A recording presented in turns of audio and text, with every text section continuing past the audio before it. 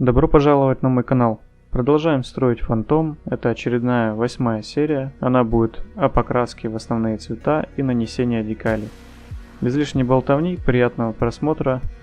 А я начинаю исправление неточности набора. В инструкции указана вот такая форма корпуса камеры, что неверно. Конкретно на этом борту, который предлагается построить в этом наборе, камера другой формы. Хорошо, что в наборе есть 4 вида камер на выбор, чтобы построить различные модификации. После исправления камеры приступаю к пришейдингу. Белым цветом я наношу хаотичные узоры на плоских участках, выделяя отдельные панели, стараясь не закрашивать контуры. Это делается для того, чтобы впоследствии краска легла не одним тоном. Создается эффект неравномерного выгорания на поверхности, и это будет выглядеть более натурально. Также подкрашиваю белым всякие люки, чтобы они потом были светлее, чем основной цвет. Чтобы было заметно, что они используются, и их часто открывают и закрывают.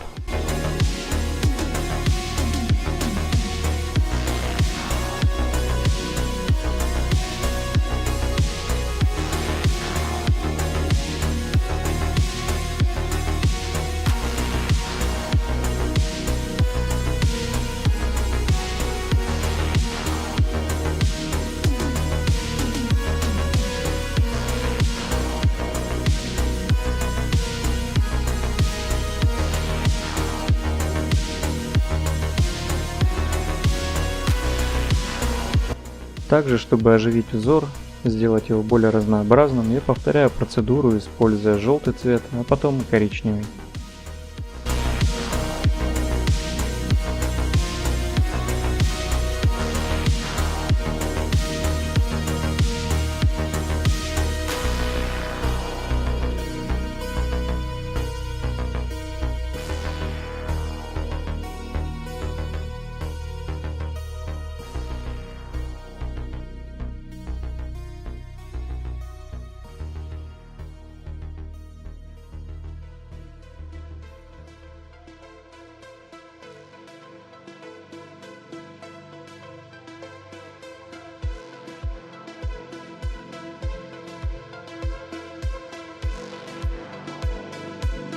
После того, как все готово, приступаю к покраске. Решил начать с нижней части фюзеляжа с белого цвета. Также подкрашиваю законцовки крыла, чтобы сделать подложку под красный цвет.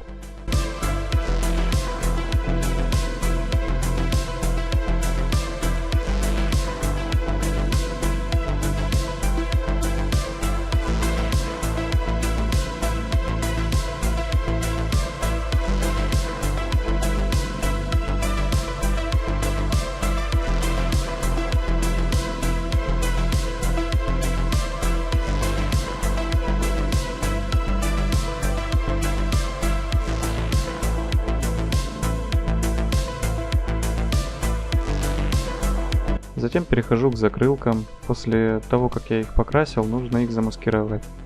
Лучше, конечно, использовать малярный скотч, потому что он точно не оставит следов и под него не затечет краска.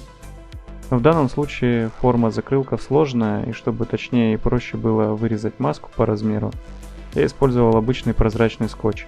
Иногда так делать можно, но стоит быть вдвойне аккуратным и хорошенько прогладить все торцы, чтобы под них точно не затекла краска. А плоскость желательно наоборот сильно не прижимать, чтобы не оставить следов клея.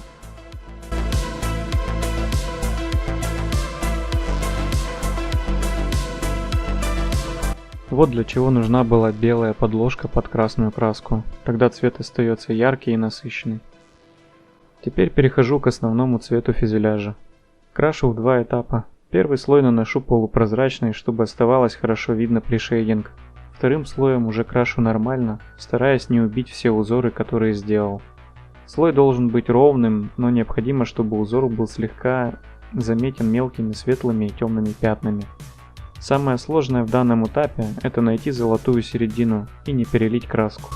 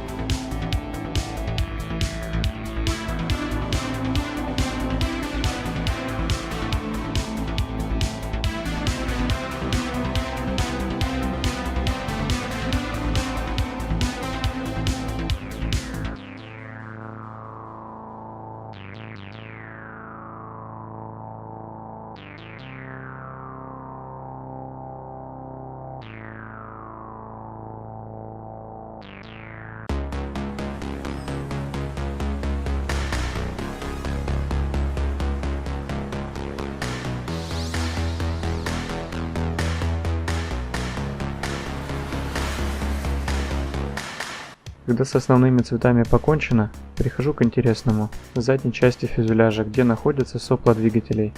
Под металлики необходимо сделать черную глянцевую базу, тогда они будут выглядеть более естественно и лучше блестеть.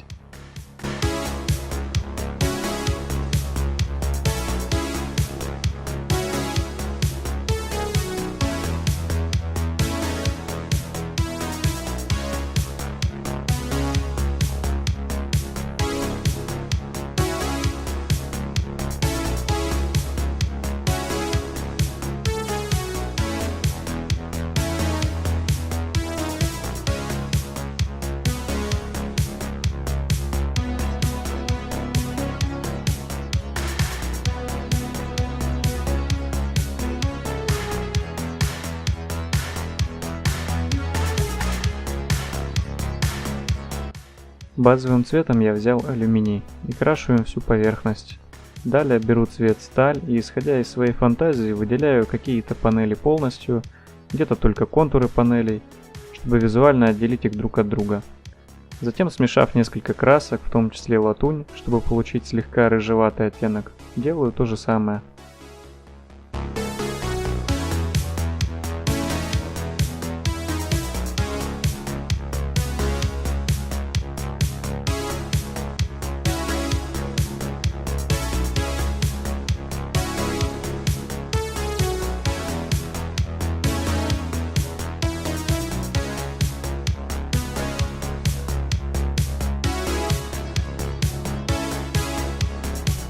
Вот такой результат получился.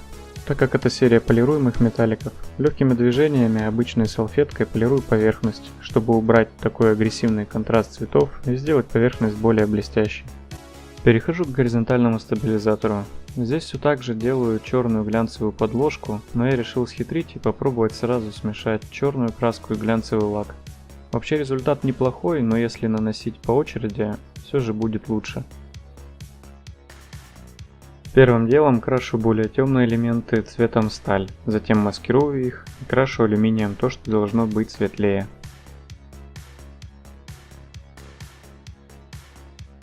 Следующий этап. Я хочу сделать под выгоревшими эти панели по контуру. Для этого я маскирую внутренние части панелей. Контур и не должен быть идеальным. Для этого я использую Blue Tack. Это что-то между пластилином и жвачкой, он не оставляет следов, эластичный и хорошо прилипает. Также для этого идеально подойдут жидкие маски. Когда все готово, я стараюсь нанести полупрозрачный слой титана. Такой, чтобы оставалась видна разница в цвете светлой и темной панелей. Остается покрасить переднюю кромку в сталь, законцовки и стабилизаторы готовы.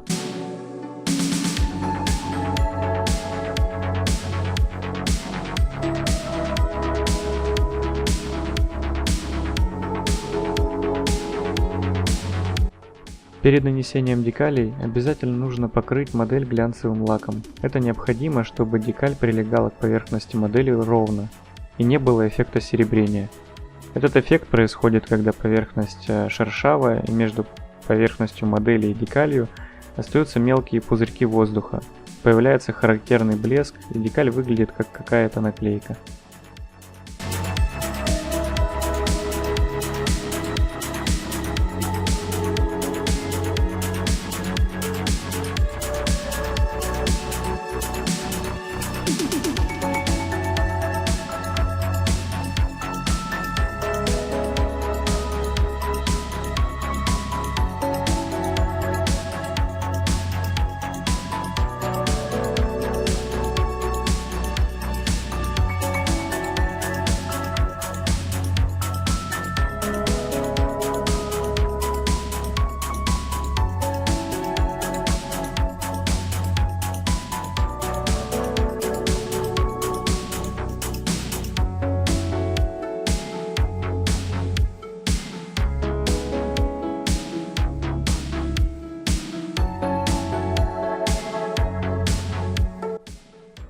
Вот и подобрались к поклейке декалей.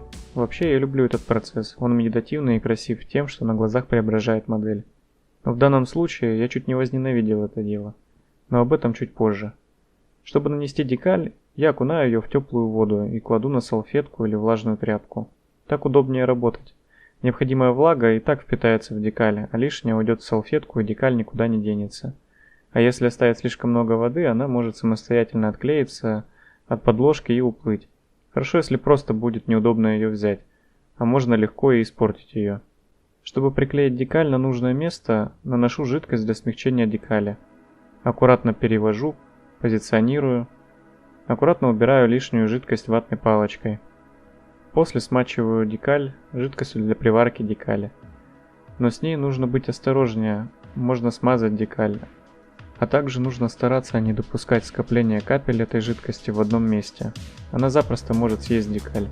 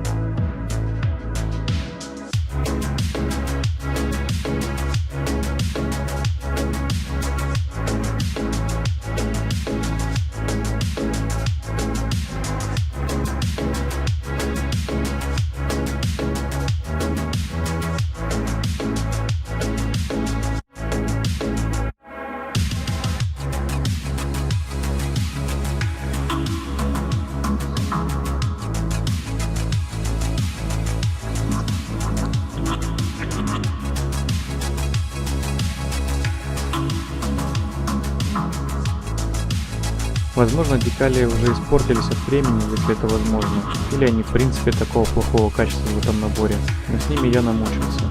То их съедала специальная химия для приваривания декалей, и приходилось их подкрашивать, то они рвались на ровном месте и приходилось собирать их по кусочкам.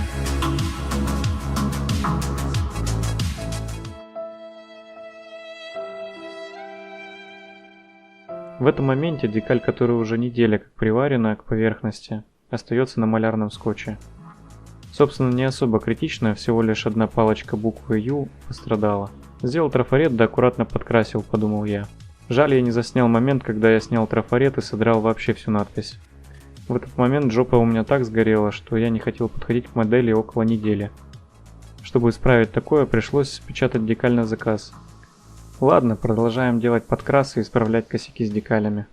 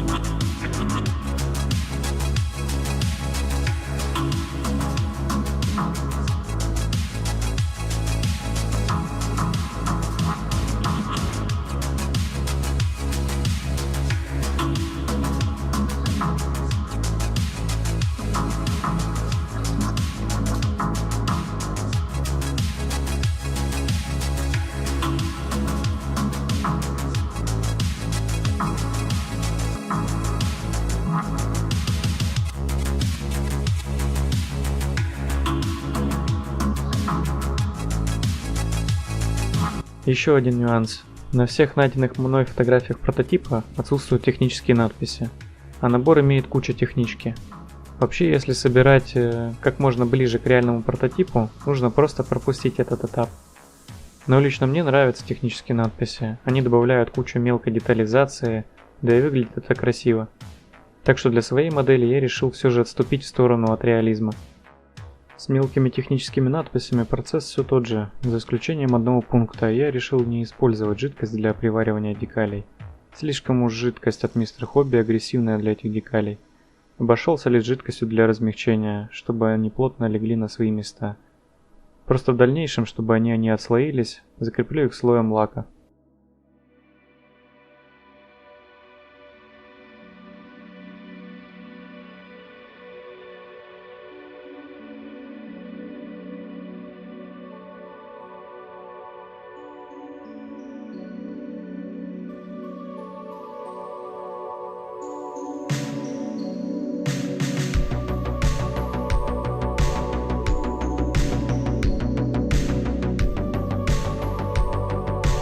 Примерно через 3 недели ко мне пришли долгожданные декали. Заказал с запасом на всякий случай и сразу же клею надпись на место.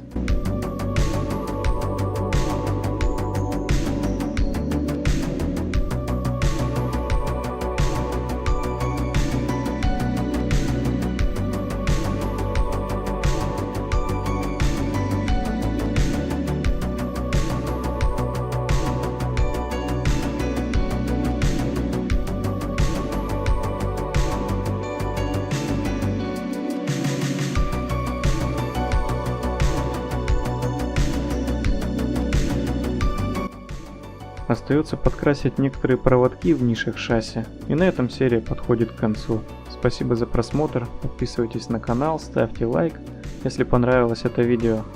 Нажмите колокольчик, чтобы не пропускать новые. Пишите комментарии и до следующей серии.